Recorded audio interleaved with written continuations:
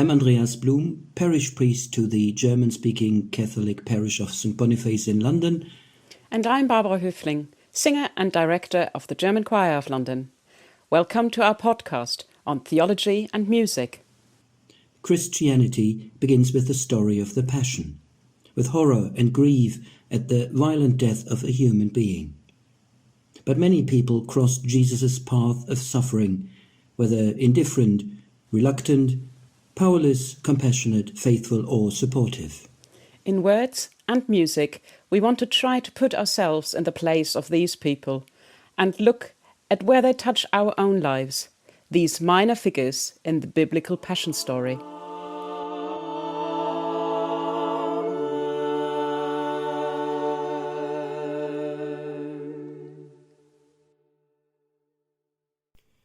Judas used to be a popular name, at least in the early Jewish world.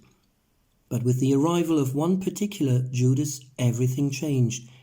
The name became what it is still today, the byword for a traitor, and from then on it evoked only contempt and rejection.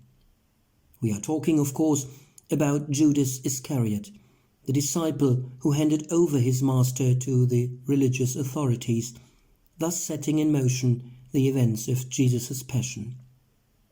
Of course, at this point, Jesus already had some opponents.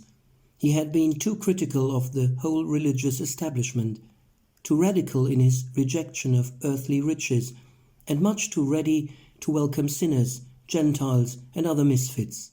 He couldn't but provoke widespread hostility. But Judas belonged to the innermost circle of Jesus' friends. He was one of the 12 apostles and had been with him from the start. No one had made him stay. The group around Jesus had never been a sect.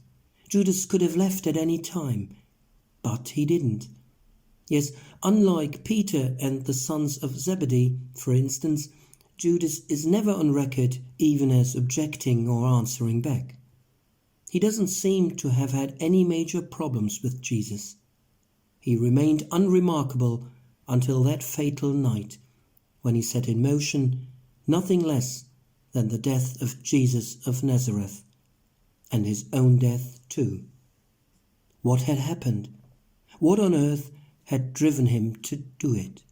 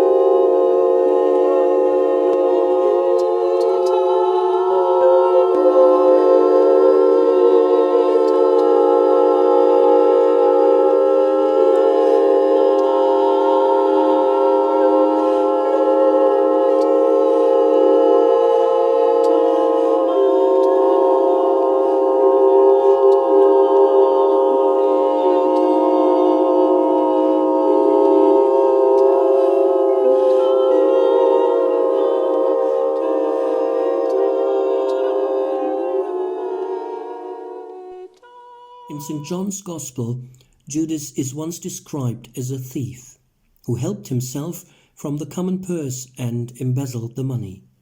But this detail, like all the others about him, should be treated with caution. The betrayal was still too close to the evangelists, the death of Jesus on the cross too painful, and they must have been too angry with Judas to forgo the chance of blaming him for every shameful deed. The 30 pieces of silver that Judas receives for his betrayal, the Judas wages, point to a base motive, greed for money and possessions. And of course, there are people who will stop at nothing to gain any advantage. But in Judas's case, things are perhaps a little more complex. The relationship between Jews and Romans was troubled. How could it be otherwise when occupiers and oppressors were in conflict? The relationship between all parties was delicately balanced, but peace and order were still shaky. For this reason alone, one had to deal swiftly with troublemakers, and this Jesus was clearly a troublemaker. If Judas saw the fragile peace in danger and a new wave of persecution threatening the country, then his betrayal might have been an attempt to prevent something worse. Quite in the spirit of the high priest Caiaphas, who had said, "It is to your advantage that one man should die for the people, rather than that the whole nation should perish." Or else, it was quite the other way round. Perhaps Judas was only too painfully aware that his friend Jesus was actually far too peaceable and simply not radical enough to bring about concrete change and political upheaval.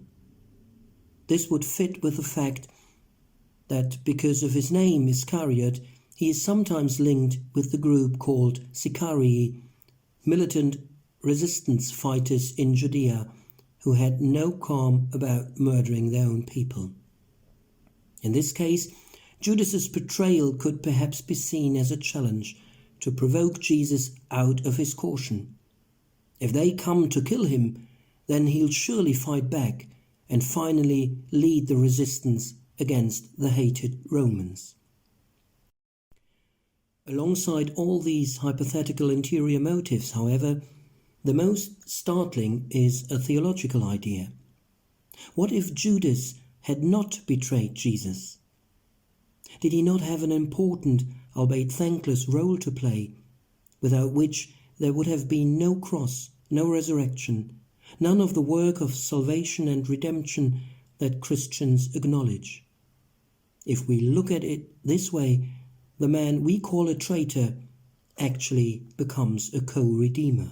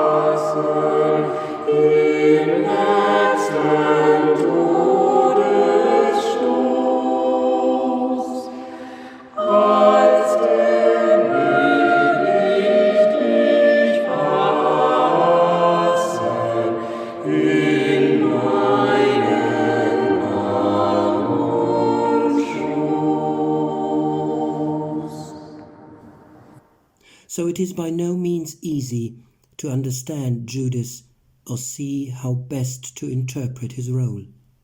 Is he really the one who was destined to be lost, as Jesus once described him, or did history just make him a scapegoat after the event?